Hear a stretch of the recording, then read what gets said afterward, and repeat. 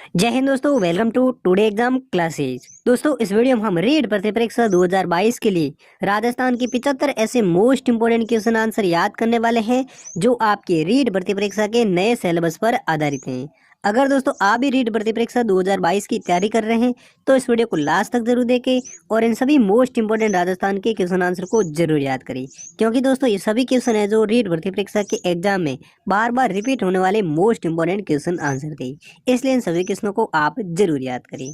तो चलिए देखते हैं आज का पहला क्वेश्चन।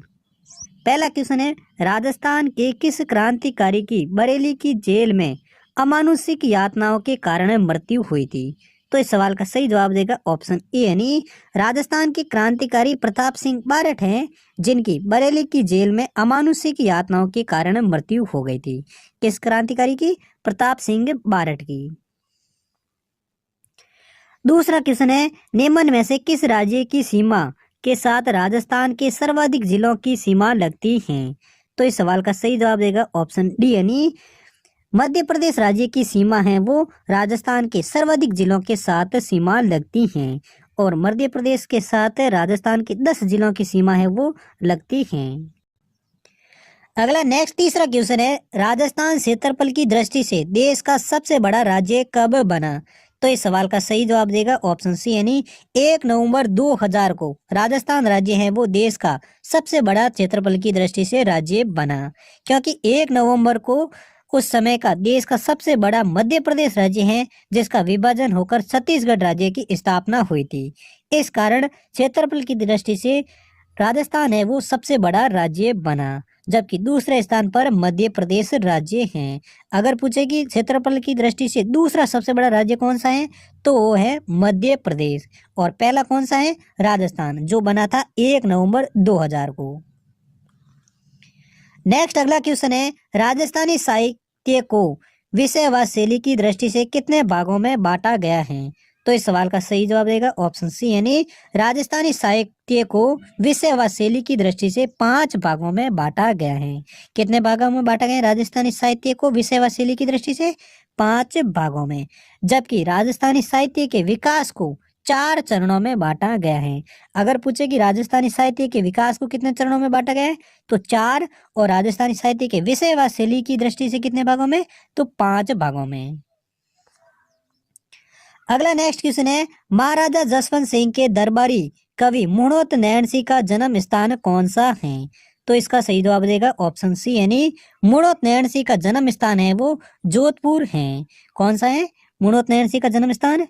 जोधपुर। और मुणोत नैन सिंह जो महाराजा जसवंत सिंह के दरबारी कवि थे, और इनको मुंशी प्रेमचंद ने राजस्थान का अबुल फजल भी कहा है। किसको? मुणोत नैन सिंह को। अगला क्वेश्चन है, वीर सतसाई नामक प्रसिद्ध ग्रंथ जिसमें 1857 की क्रांति में शहीद हुए वीर सपूतों की गाथा लिखी है वह किसकी रचना है? तो इसका सही जवाब देगा ऑप्शन सी बी यानी सूर्यमल मिश्रण ने वीर सत्य नामक प्रसिद्ध लिखी थी, और वीर सतसाई में 1857 की क्रांति में जो शहीद हुए थे उन सपूतों की गाथा लिखी गई है, जो सूर्यमल मिश्रण द्वारा रचित एक ग्रंथ है जिसका नाम क्या है? वीर सतसाई। अगला क्वेश्चन है, राजस्थान पृथ्वी के किस गोलार्ध में स्थित है? तो इसका सही जवाब देगा ऑप्शन है बी यानी राजस्थान है वो पृथ्वी के उत्तरी एवं पूर्वी गोलार्ध में स्थित है। नेक्स्ट क्वेश्चन छठा क्वेश्चन है, राजस्थान के किस अभ्यारण्य में बियर रेस्क्यू सेंटर स्थित है? तो इसका सही जवाब देगा ऑप्शन ए यानी नाहरगढ़ अभ्यारण्य में बियर रेस्क्यू सेंटर स्थित है। किस अभ्यारण्य में? राजस्थान के नाहरगढ़ अभ्यारण्य में बियर रेस्क्यू सेंटर स्थित है। नेक्स्ट 7वां क्वेश्चन है, राजस्थान के किस शासक ने द्वितीय गोलमेज सम्मेलन में भाग लिया है? तो इस सवाल का सही जवाब देगा ऑप्शन बी यानी महाराजा गंगा सिंह है जिन्होंने द्वितीय गोलमेज सम्मेलन में भाग लिया है। किसने? महाराजा गंगा सिंह ने।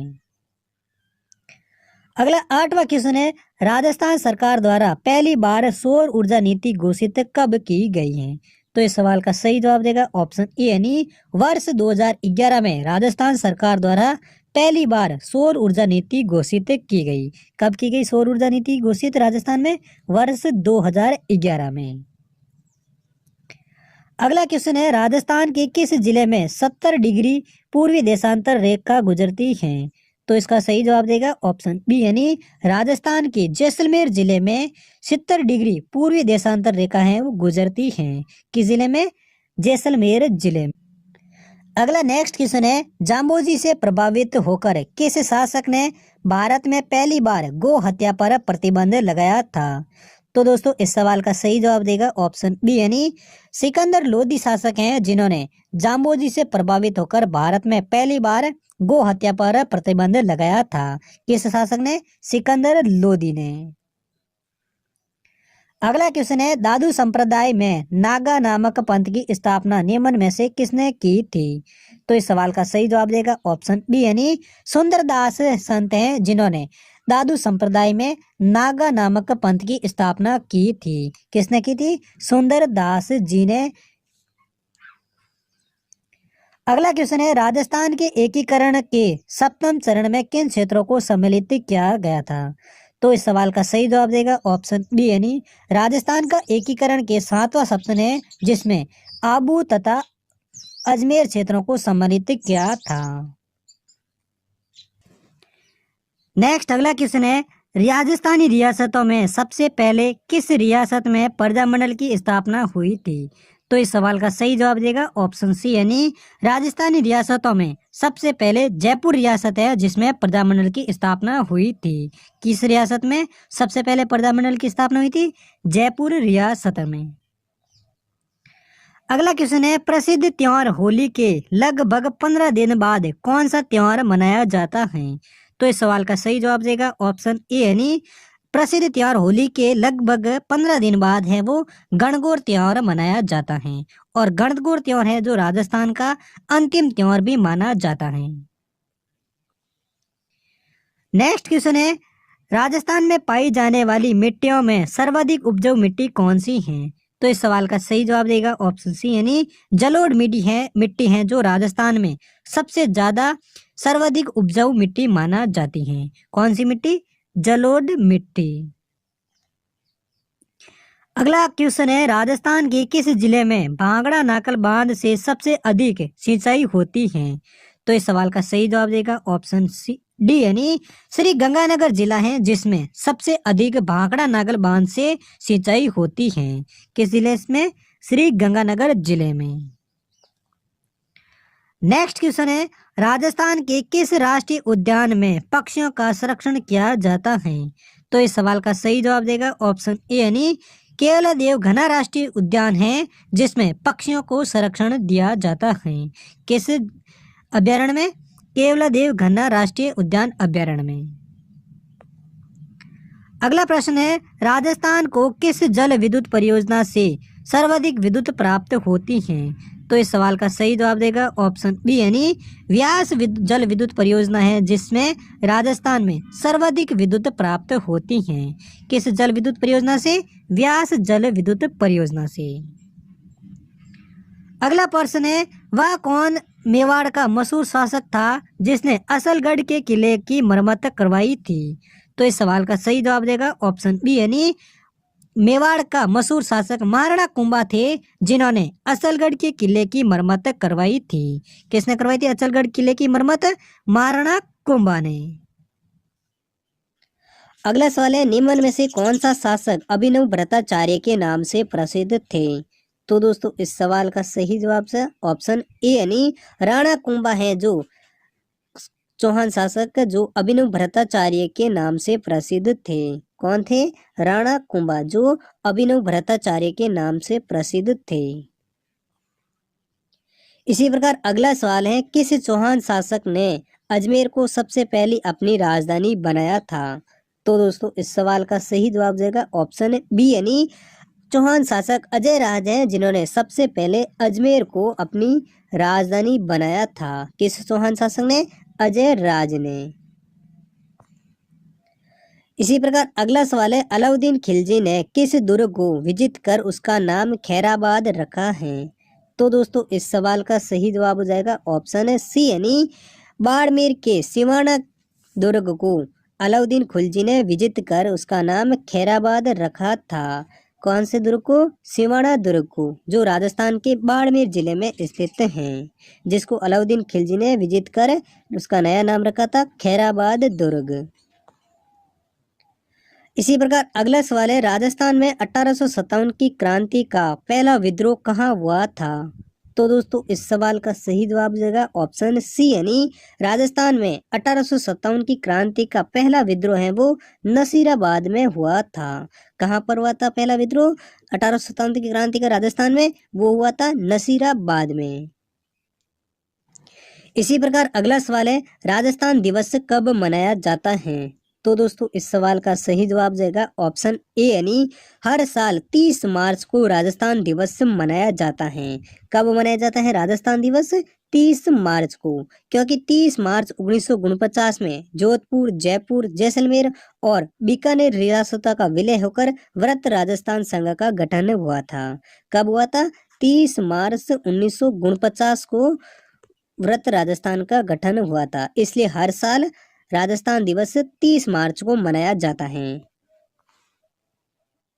इसी प्रकार अगला सवाल है, अगला सवाल भी काफी इंपॉर्टेंट सवाल है, और दोस्तों ये सभी सवाल हैं जो काफी इंपॉर्टेंट सवाल है, क्योंकि ये बार बार कंपटीशन एग्जाम में रिपीट होने वाले सभी प्रश्न हैं, इसलिए इन सभी सवालों को आप जरूर याद करें और इस वीडियो को भी लाइक जरूर करें, और चैनल पर नए हैं तो चैनल को भी जरूर सब्सक्राइब कर लीजिए, क्योंकि दोस्तों आपको रोजाना हर दिन 25 राजस्थान जीके के वीडियो आपको इस चैनल पर मिलते रहेंगे। इसलिए आप राजस्थान जीके में अपनी पकड़ मजबूत करना चाहते हैं तो इस चैनल को जरूर सब्सक्राइब कर लीजिए। तो दोस्तों अगला सवाल है, राजस्थान का एकीकरण कितने चरणों में पूरा हुआ था? तो दोस्तों इस सवाल का सही जवाब देगा ऑप्शन ए, यानी राजस्थान का एकीकरण है वो 7 चरणों में पूरा हुआ था। कितने चरणों में हुआ था राजस्थान का एकीकरण पूरा? 7 चरणों में, और अंतिम चरण है वो 1 नवंबर 1956 को खत्म हुआ था। कब हुआ था? 1 नवंबर 1956 को। अगला सवाल है, मत्स्य संघ का राजस्थान में विलय कब किया गया था? तो दोस्तों इस सवाल का सही जवाब देगा ऑप्शन डी, यानी मत्स्य संघ का विलय है वो राजस्थान में 1949 ईस्वी में किया गया था। कब किया गया था? 1949 ईस्वी में मत्स्य संघ का राजस्थान में विलय किया गया था। अगला सवाल है, विश्व का एकमात्र वृक्ष मेला कहाँ लगता है? तो दोस्तों इस सवाल का सही जवाब देगा ऑप्शन ए, यानी राजस्थान के जोधपुर जिले के खेजड़ली गांव में विश्व का एकमात्र वृक्ष मेला लगता है। कहाँ पर लगता है? जोधपुर के खेजड़ली गांव में, जो अमृता देवी के बलिदान में हर साल भाद्रपद शुक्ल दशमी को वृक्ष मेला भरा जाता है, जो विश्व का एकमात्र वृक्ष मेला कहा जाता है। अगला सवाल है, राजस्थान के किस मेले को आदिवासियों का कुंभ मेला कहा जाता है? तो दोस्तों इस सवाल का सही जवाब देगा ऑप्शन सी, यानी बेणेश्वर मेला है, जिसे राजस्थान का आदिवासियों का कुंभ मेला कहा जाता है। किस मेले को? बेणेश्वर मेला, जो राजस्थान के डूंगरपुर जिले में आयोजित होता है, जिसे आदिवासियों का कुंभ मेला कहा जाता है। अगला सवाल है, राजस्थान के किस किले में विजय स्तंभ स्थित हैं? तो दोस्तों इस सवाल का सही जवाब देगा ऑप्शन सी, यानी राजस्थान के चित्तौड़गढ़ के किले में विजय स्तंभ स्थित हैं। किस किले में स्थित है विजय स्तंभ? वो है चित्तौड़गढ़ के किले में, जिसका निर्माण है वो मेवाड़ नरेश राणा कुंभा ने करवाया था। विजय स्तंभ का निर्माण किसने करवाया था? राणा कुंभा ने, जो कहाँ पर बना हुआ है? चित्तौड़गढ़ के किले में। अगला सवाल है, मेवाती बोली राजस्थान के किन क्षेत्रों में बोली जाती है? तो दोस्तों इस सवाल का सही जवाब देगा ऑप्शन बी, यानी भरतपुर तथा अलवर जिले में मेवाती बोली राजस्थान में बोली जाती है। किन जिलों में? भरतपुर और अलवर जिले में। और कौन सी बोली? मेवाती बोली। इसी प्रकार अगला सवाल है, अगला सवाल भी काफी इंपॉर्टेंट सवाल है दोस्तों, इस सवाल को भी आप जरूर याद कर लीजिए। सवाल क्या है? राजस्थान में कर्क रेखा की कुल लंबाई कितनी है? तो दोस्तों ये सवाल काफी इंपॉर्टेंट सवाल है, इसलिए आप इन जरूर सवाल को याद रखें। तो राजस्थान में कर्क रेखा की कुल लंबाई कितनी है? वो है 26 किलोमीटर। यानी इस सवाल का ऑप्शन सही कौन सा हो जाएगा? ऑप्शन ए हो जाएगा। यानी कर्क रेखा की लंबाई है वो राजस्थान में 26 किलोमीटर है। और कर्क रेखा राजस्थान की 2 जिलों से गुजरती है। कौन कौन सा? डूंगरपुर में और बांसवाड़ा जिलों से। कौन से जिलों से गुजरती है राजस्थान के कर्क रेखा? डूंगरपुर और बांसवाड़ा में। और कर्क रेखा की राजस्थान में कुल लंबाई कितनी है? वो है 26 किलोमीटर। इसी प्रकार अगला सवाल है, राजस्थान का थार मरुस्थल का विस्तार किन राज्यों तक है? तो दोस्तों इस सवाल का सही जवाब हो जाएगा ऑप्शन डी, यानी राजस्थान, पंजाब, गुजरात तथा हरियाणा राज्य तक राजस्थान का थार मरुस्थल का विस्तार फैला हुआ है। किन राज्य तक? पंजाब, गुजरात, हरियाणा और राजस्थान राज्य। अगला सवाल है, निम्नलिखित में से किस नदी को वन की आशा के नाम से जाना जाता है? तो दोस्तों इस सवाल का सही जवाब देगा ऑप्शन है सी, यानी बनास नदी है जिसे राजस्थान में वन की आशा के नदी के नाम से जाना जाता है। किस नदी को? बनास नदी को, जिसे वन की आशा के नाम से जाना जाता है। इसी प्रकार अगला सवाल है, 9 मंजिला बावड़ी कहाँ पर है तथा उसका निर्माता कौन था? तो दोस्तों इस सवाल का सही जवाब देगा ऑप्शन बी, यानी अलवर के नीमराणा में 9 मंजिला बावड़ी स्थित है। और इसका निर्माण है वो राजा टोडरमल ने करवाया था। किसने करवाया था? राजा टोडरमल ने। और ये कहाँ पर है? नीमराणा, अलवर जिले में। इसी प्रकार अगला सवाल है, मंगला, भाग्य और ऐश्वर्या क्या है? तो दोस्तों इस सवाल का सही जवाब हो जाएगा ऑप्शन बी, यानी बाड़मेर के तेल क्षेत्र हैं जिनका नाम है मंगला, भाग्य और ऐश्वर्या। क्या नाम है? बाड़मेर के तेल क्षेत्रों के कुएं के नाम क्या है? मंगला, भाग्य और ऐश्वर्या। ये तीनों ही बाड़मेर के तेल क्षेत्रों के नाम हैं। अगला सवाल है, राजस्थान के दक्षिण में होकर निकलने वाली रेखा कौन सी है? तो दोस्तों इस सवाल का सही जवाब देगा ऑप्शन है सी, यानी राजस्थान की दक्षिण में होकर निकलने वाली रेखा है वो कर्क रेखा है। कौन सी रेखा है राजस्थान के दक्षिण से होकर निकलने वाली रेखा? कर्क रेखा। इसी प्रकार अगला सवाल है, राजस्थान एकीकरण कार्य का श्रेय किस व्यक्ति को जाता है? तो दोस्तों इस सवाल का सही जवाब देगा ऑप्शन बी, यानी सरदार वल्लभ भाई पटेल हैं जिनको राजस्थान एकीकरण कार्य का श्रेय जाता है। किस व्यक्ति को जाता है राजस्थान एकीकरण का श्रेय? वो जाता है सरदार वल्लभ भाई पटेल को, जिन्होंने राजस्थान का 7 चरणों में एकीकरण किया था, जो 18 मार्च 1948 से शुरू हुआ था और 1 नवंबर 1956 को राजस्थान का एकीकरण खत्म हुआ था। इसी प्रकार अगला सवाल है, राजस्थान के किस दुर्ग में सूफी संत हमीदुद्दीन की दरगाह स्थित है? तो दोस्तों इस सवाल का सही जवाब देगा ऑप्शन बी, यानी गागरोन के किले में। राजस्थान के गागरोन के किले में सूफी संत हमीदुद्दीन की दरगाह स्थित है। किस किले में? गागरोन के किले में। और गागरोन का किला कहाँ पर है? वो राजस्थान के झालावाड़ जिले में बना हुआ है। कहाँ पर बना हुआ है? झालावाड़ जिले में गागरोन का किला बना है, जहाँ पर सूफी संत हमीदुद्दीन की दरगाह स्थित है। इसी प्रकार अगला सवाल है, सिवाना दुर्ग किस जिले में स्थित है?